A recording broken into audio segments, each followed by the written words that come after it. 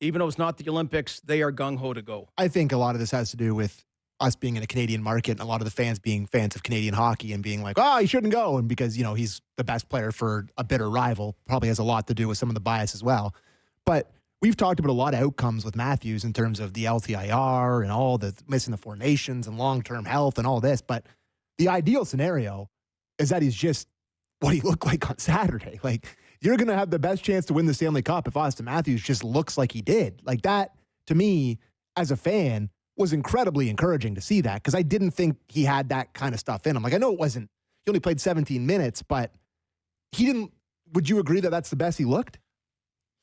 Maybe there was I think one we or got two rose-colored games. glasses. But yeah, it's pretty good, though. To me, The rest of the year was not very good. I know, but it's one game coming off another 2.5 weeks off. Yeah. It's like when your son or daughter comes home from university for Christmas, that first day. Then by the time to go back, you're ready. For me to be as I just went through it. super encouraged, to your extent, like you got to see Fair a enough. bigger sample size here of what he's going to look like in the next week or two. Totally fair. And I thought he took a step back immediately on last night. Like, I didn't think it wasn't back-to-back as good Saturday night, but Sunday this night. is Sunday night. Yeah. Sorry, last night. But this is also their 5th, and not Austin's, but the team's 5th back-to-back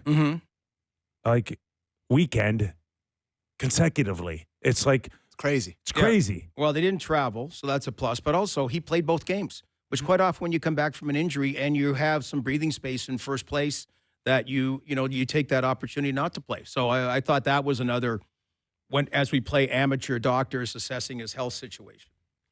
Nice. Matthew Nyes on a nice little heater. Gord. Yeah. Also, some highlight reel goals. Like, man, if you're going to do a hat trick, they all weren't garbage. They all weren't garbage tip-ins. That one goal in particular. So you got to give Berube a ton of credit here with him, because he went out in the media, called him out, said he needed him to play more reckless, said he wasn't getting enough from him multiple days in a row. He said something about Nyes, and then he comes out and responds like this. I mean, he's looked the best in the 3 games and on New Year's Eve where he gets the goal disallowed. And then the last 2 games, he's been the best he's looked all year. So, I mean, give credit to the coach for calling him out. All right, let's get a thought on Matthew Nyes from Craig Berube. I have 3 goals and 5 points in every game, but can that be a bit of a coming out party? That was a whole year for me. I thought he was a great player tonight. Just, challenging their D with his speed, direct shooting, I like that he just attacked and shot and wasn't always looking for the other guys. He was playing his game, which was very effective, and the whole line was really good. So, something there that I thought Borny's brought up a lot and was something we've mentioned is that he said that he was looking for his shot, not deferring. Like, I feel when he plays with Matthews and Marner that he really feels like he has to defer to those guys because they're 2 of the best players in the league. And he mentioned it there that he was decisive. He was shooting the puck. He was making moves to the net. Like, that's what they need to see from him. I mean, 5 points plus just 6. Dumping and chasing too. And I get it. I've been in scenarios where you just want to appease the coach and do exactly what he says. But there are times when he needs to hold on to the puck or look for different options. And to me, that's just a sign of maturity when he's not racing to get to the front of the net to battle. Sometimes you can get there too early. The puck never gets there. I think his goal last night was a prime example of just feeling the game and the rhythm of it and arriving in front of the net when the time's most opportunistic. Well, it's funny. Sometimes it is that simple about, go to the net and also shoot the puck. And I know as fans, when you watch your kids play, you're always yelling, shoot the puck, shoot the puck. Now, it's not that easy in the NHL because everyone's trying to block the puck. But I use Morgan Riley. I thought 1 or 2 times against the Islanders, he had a better chance to shoot than whatever. And finally, he gets the goal in overtime, and the D, it contributes with some secondary scoring. But I think, with guys like Matthew Nyes and younger players, to your point, Kippy, sometimes make it simple like that. And rather than saying, oh, my God, you got to find a better player to give it to or just dump it in, hey, take a shot every now and then. And then go hard after it, because he's a guy that will go to the greasy areas. So he's not a perimeter player. And I think to your point, Sammy, you mentioned the coach kind of saying, yeah, if you don't think it's good enough of late, you're right. Yeah. It's not good enough of late. Yeah. So, and the other thing is just make it easier on yourself to make it better for you.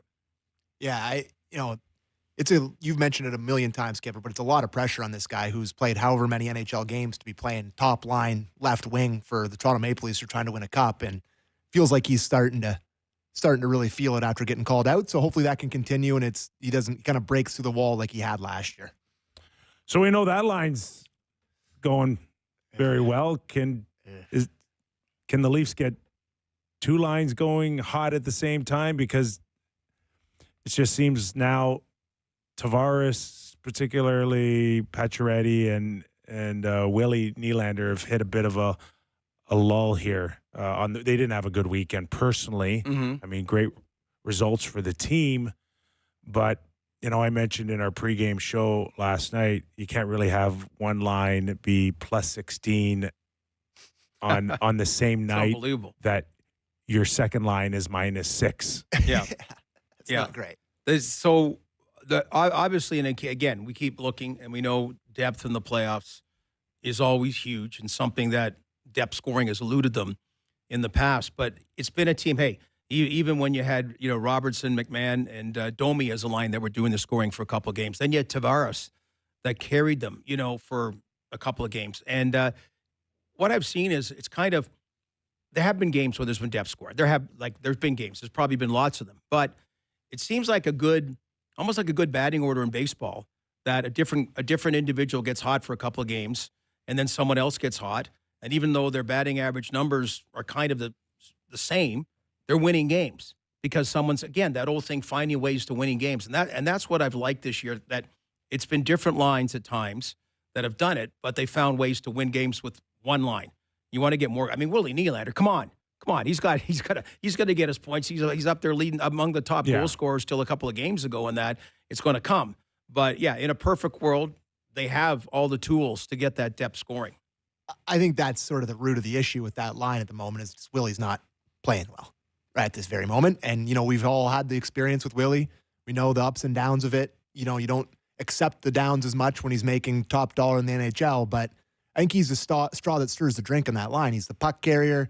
He's the guy that's kind of shoot it in the net for them. Like, they need him to be going for that line to be effective, and he's just not. He's not.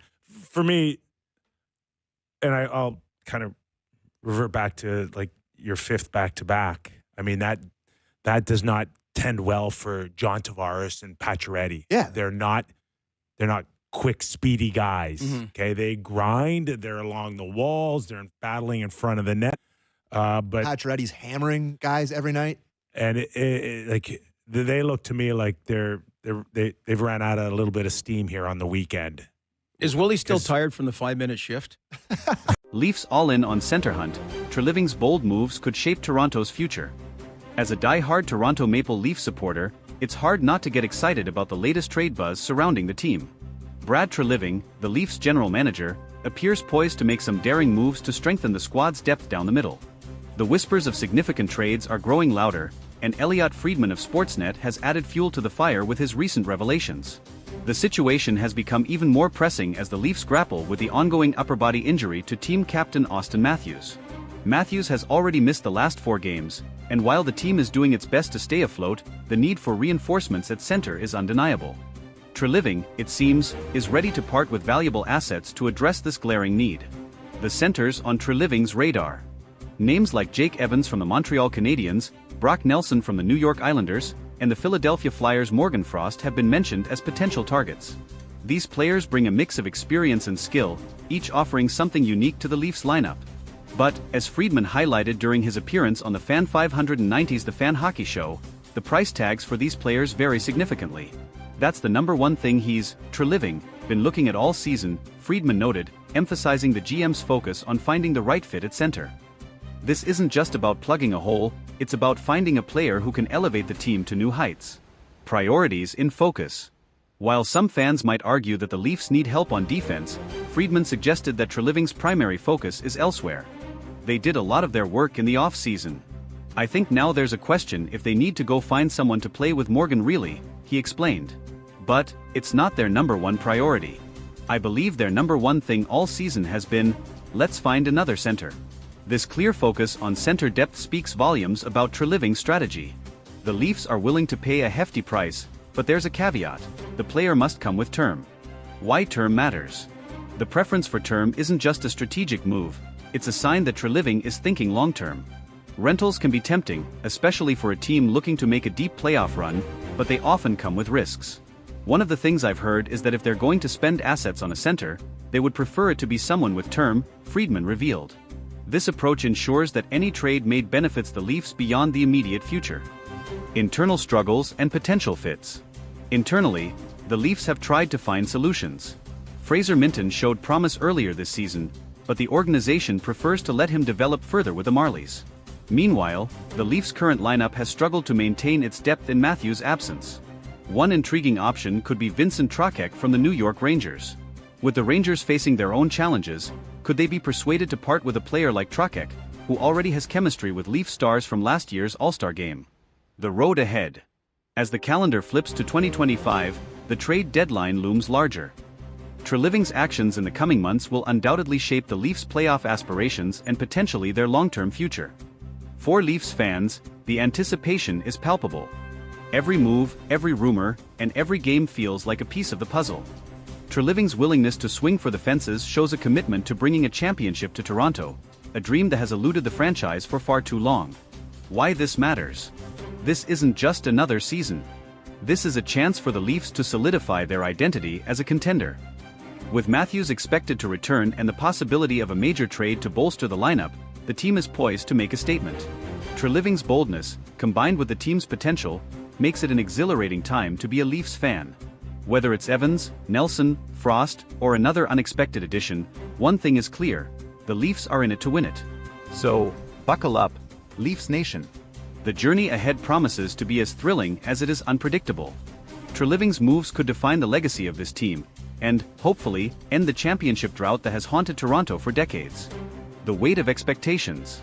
The Leafs are no strangers to the pressure of the spotlight. Toronto is a hockey city, and the Maple Leafs are its beating heart. Every move made by management is scrutinized, every decision debated endlessly by fans and analysts alike. Treliving stepped into a challenging role when he took over as GM, and his willingness to take bold steps shows he understands the weight of these expectations. What makes this moment particularly critical is the team's current window of contention. With stars like Auston Matthews, Mitch Marner, and William Nylander in their